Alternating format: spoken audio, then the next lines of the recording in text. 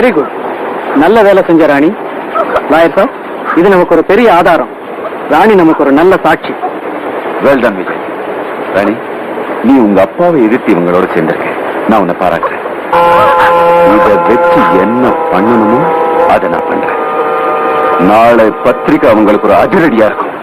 இது வரைக்கும் நம்ம கூட இருந்த அத்தனை பேரும் அப்ரூவ்